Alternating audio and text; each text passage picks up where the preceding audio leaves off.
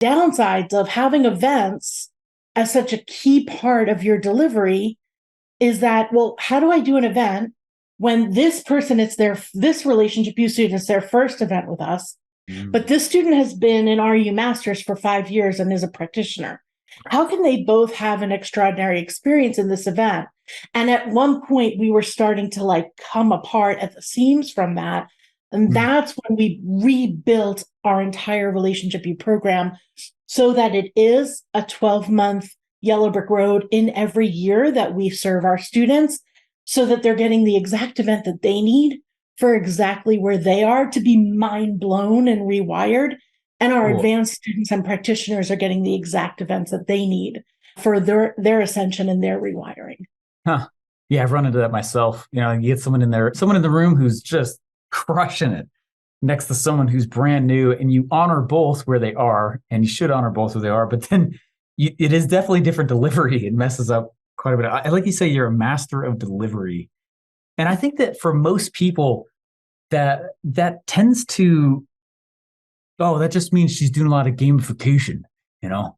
She's gamifying delivery, or whatever that is. We will start gamifying. I promise you. I'm working on it. I have plans to gamify, but we haven't started that yet.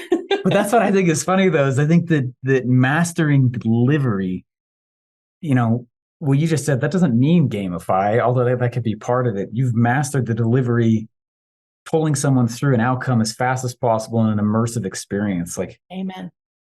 And truly, that's what it's supposed to be, And I feel like I'm so excited to have him speak just for that reason, among many others. But because that's something that I think everyone's just hungry for, to have some more answers on.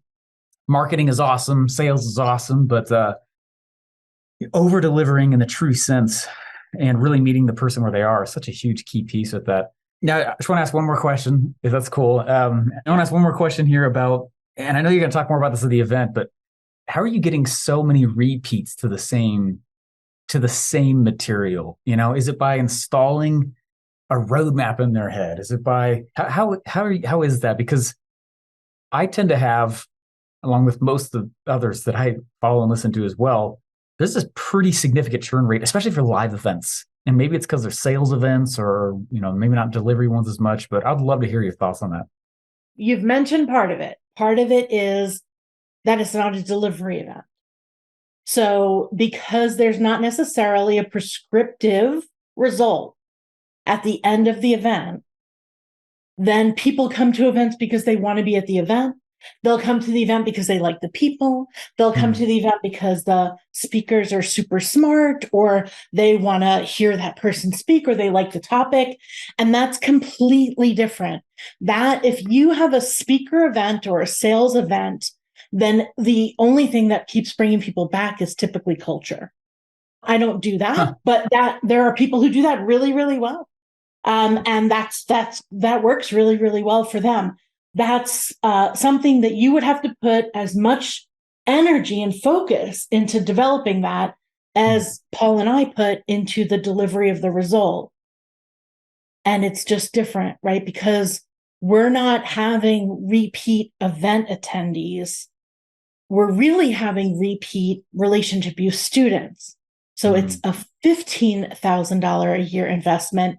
They get anywhere from 4 to 12 events a year with their Relationship U program.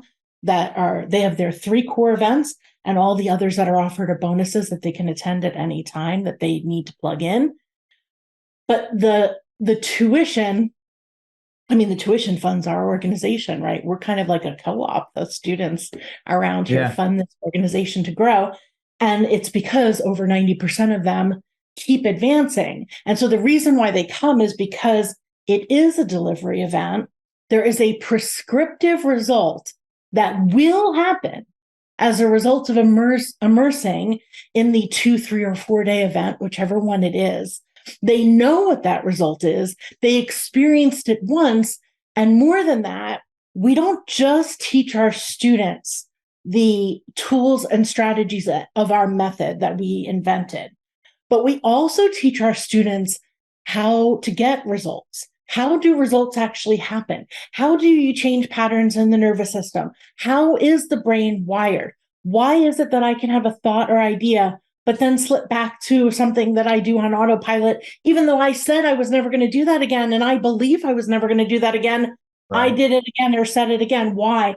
And so we talk to them about how the brain is wired. We talk to them about the nervous system, and that immersion is one of the three core ways that the human brain replaces an autopilot program, something that you've done on repeat many times, like driving home or tying your shoes. Like those things go on autopilot. You don't think those through. An idea of like, oh, I'm not going to judge my partner anymore. I'm going to look at them with compassion. That's an idea which does not override the autopilot program of like, why the hell are you doing that? Why would you Yeah. Yeah. which like knee jerk comes right out of your thoughts, Yeah. right? But there's a way to rewrite the autopilot mind. And immersion is one of the three ways to do that, according to the brain science.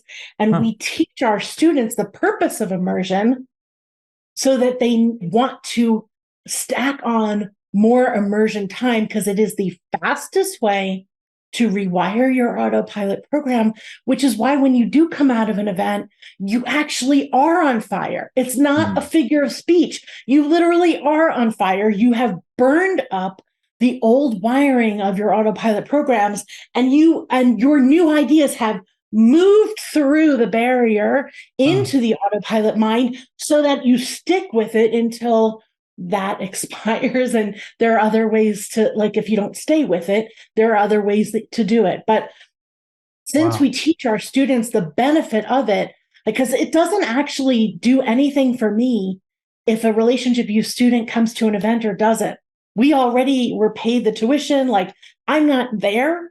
Like, I don't need them to show up, but I want them to get results. I don't do this just to do this. There are so many easier things to do. I do this so that they'll get results, and I teach them how they get results. And then I tell them whether you do or do not get results, that is your personal freedom, and I will celebrate you either way. But this is how you get results. And because of that, they show up.